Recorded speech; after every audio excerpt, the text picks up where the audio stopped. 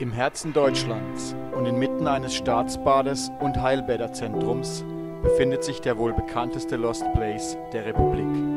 Hinter wucherndem Astwerk und Gestrüpp liegt eine geheimnisvolle Arztvilla, die innerhalb kürzester Zeit vom Geheimtipp zur Top-Adresse schlechthin aufstieg. Nicht nur in Fachkreisen ist sie bekannt als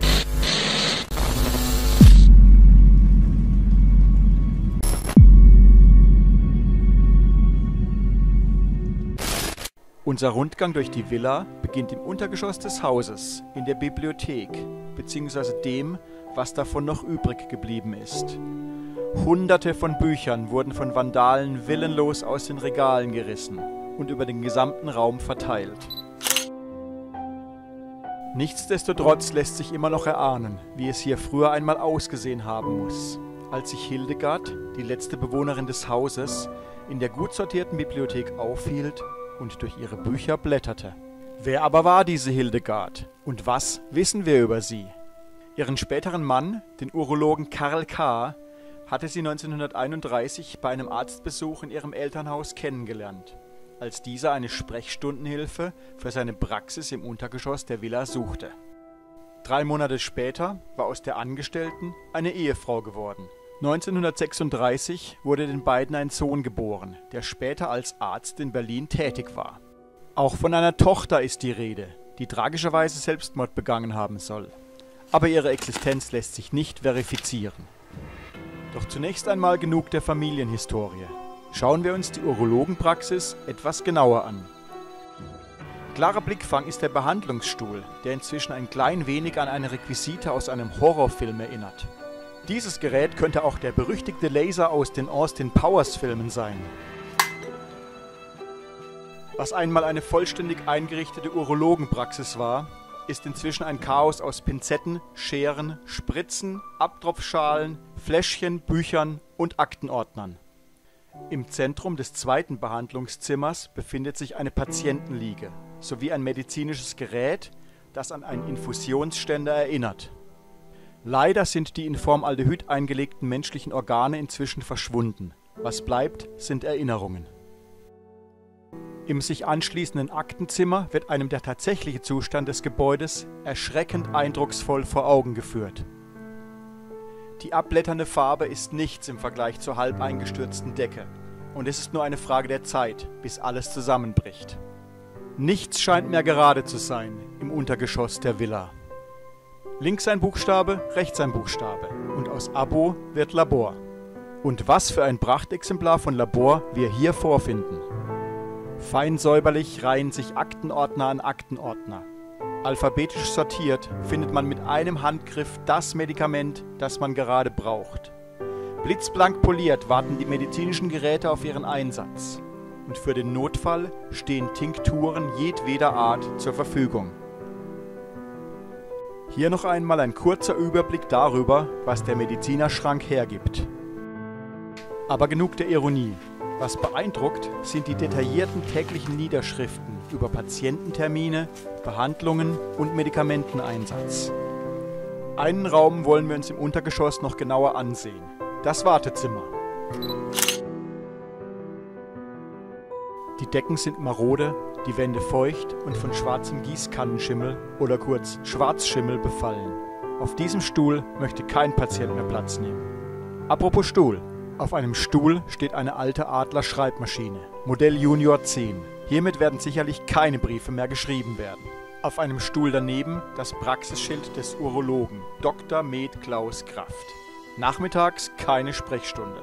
Und schließlich unscheinbar auf dem Boden eine Art Grabstein als Erinnerung an den 1988 verstorbenen Arzt. Todesursache, Herzinfarkt oder Autounfall. Man weiß es nicht genau. Abschließend noch einmal ein Blick ins Wartezimmer und darüber hinaus.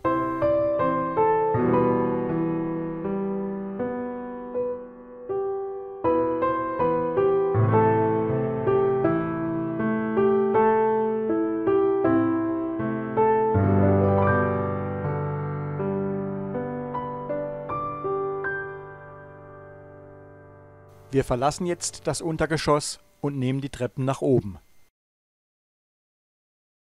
Die Treppenstufen ins Erdgeschoss sind im Gegensatz zu manch anderen Treppen im Haus noch sehr stabil und ohne Gefahr begehbar.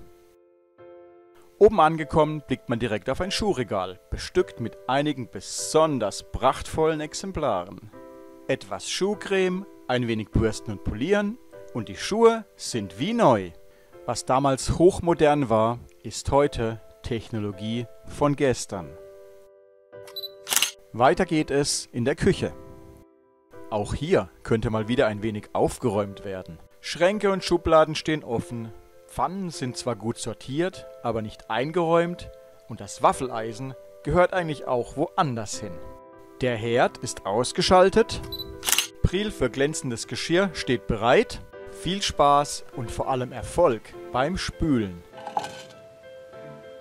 Fürs Kochen nehmen wir heute doch lieber den Roventa Gourmetofen. Etwas unscheinbar pendelt sie über dem Fußboden, diese Küchenlampe aus einem anderen Jahrhundert. Noch einmal ein abschließender Blick in die kleine, aber feine Küche. So schlimm sieht es doch gar nicht aus. Das nächste Zimmer scheint eine Art Aufenthaltsraum gewesen zu sein.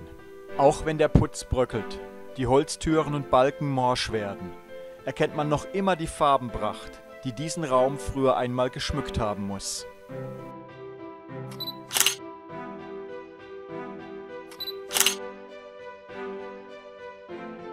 Weiter geht es im Wohnzimmer, welches durch seine aufwendige, wenn auch schon etwas mitgenommene Holzdecke glänzt. Der Inhalt dieser wunderschönen Vitrine wurde leider ebenfalls größtenteils herausgerissen und auf dem Fußboden verteilt, direkt vor dem offenen Kamin. Und schon sind wir im wahrscheinlich schönsten Zimmer der Villa, in dem ein Steinwegflügel dekorativ platziert ist. Mit ihm und der Musik lasse ich euch jetzt ein paar Momente allein.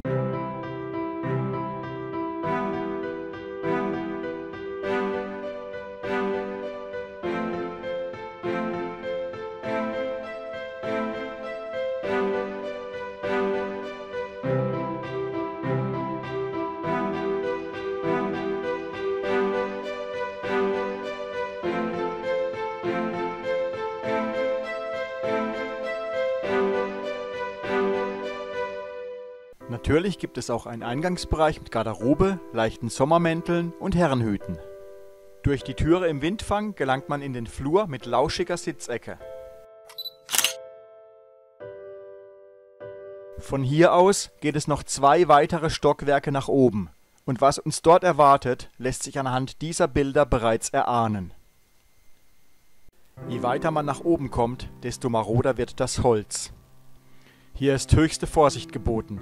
Der Boden ist bereits teilweise eingestürzt und wird nur noch von einzelnen Streben gehalten.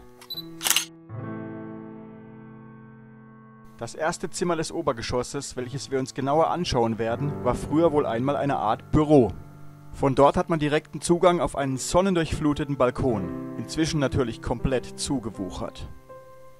Besonders schön in diesem Raum sind die Stuckarbeiten an der Decke. Und wie man sieht, hat sich auch die Farbe einigermaßen erhalten.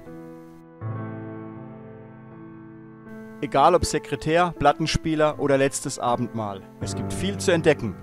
Leider zeigen sich auch im Büro bereits erste gefährliche Anzeichen dafür, dass der Dachstuhl irgendwann komplett einstürzen könnte. Ein besonders interessantes Einrichtungsstück möchte ich euch im Folgenden vorstellen. Einen Cyclette Heimtrainer von Theodore Carnielli. Der italienische Fahrradhersteller war Ausstatter der Olympiade in München 1972, weshalb diese Cyclette ein Stück Sportgeschichte darstellt. Unser Besuch der Urologenvilla endet im Schlafzimmer und es ist an der Zeit, die Familiengeschichte zu Ende zu erzählen. Hildegard lebte bis mindestens 2006 in diesem Haus.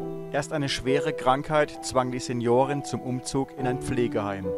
Die Verlegung dorthin muss ziemlich abrupt erfolgt sein. Viele Zeugnisse ihres Lebens blieben unangetastet zurück. 2012 starb Hildegard in ihrem Alten- und Pflegeheim.